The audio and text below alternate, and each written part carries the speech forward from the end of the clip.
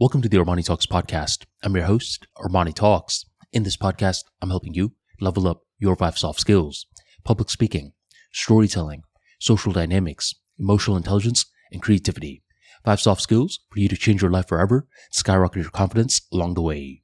In today's episode, we are entering the land of emotional intelligence, and I'm going to be talking about soft, weak men. There's this debate that's going on online where a lot of women are somewhat confused. Do they want men that are very emotionally expressive, or do they want stoic men? And at first, you would assume that they want these emotionally expressive women because for the longest time, a lot of women were saying that their husbands never show emotion and that they're too stoic. Like, come on, hubby, open up more. So this opened up floodgates, this whole concept of open up a little bit more, where a lot of men are opening up nowadays, and they're not stopping there. Instead, they're taking it to a whole new level. There's this phrase nowadays called the soft men era, where a lot of men are actually taking that label to heart, where they're saying, why do I have to ask you out on a date? How come you don't ask me out on a date? How come you expect me to pamper you? How come you never pamper me? And the same women that were saying, you need to be more emotionally expressive, are shocked by how weak a lot of these men are. And what's more bizarre is that they're accepting this. They're saying, yes, we are weak, sweetie. High five. She's like, I'm not trying to give you a high five. I'm trying to criticize you. I want you to be more manly. And this is where things get difficult, because whenever you open up the floodgates for one thing, that doesn't guarantee that you won't open up other floodgates as well. When you're over here telling your guy to be a little too emotionally expressive, then they're going to like that.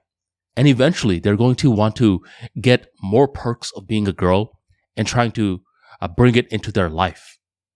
So this is something that has been causing a lot of controversy and talk recently, because girls are saying, yes, I do want him to be emotionally expressive, but I do want him to be my rock.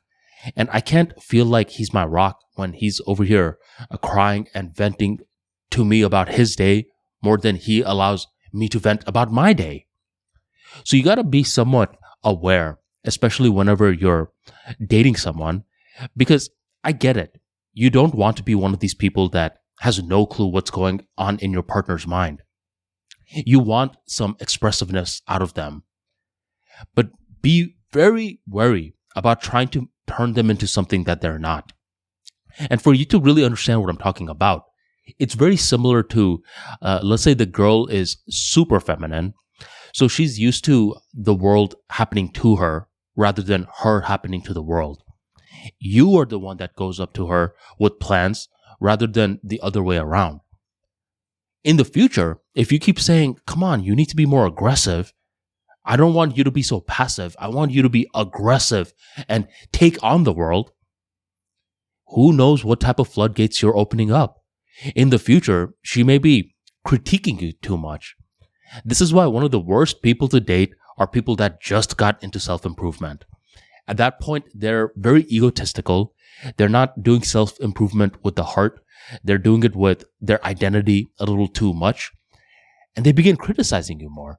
And one day, after a hard day at work, you're sitting down on your couch. You want to finally watch some TV.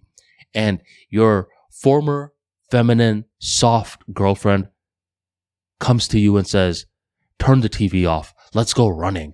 Come on, you need to happen to the world. Don't just let the world happen to you. And then you're going to be looking at your situation and you're going to say, what have I done? I had such a great setup and I ruined it for no reason. Be very wary about changing people, because just when you open up one floodgates, you end up opening up many more floodgates along the way. Thank you very much for joining the ArmaniTalks podcast, and I will catch you next time.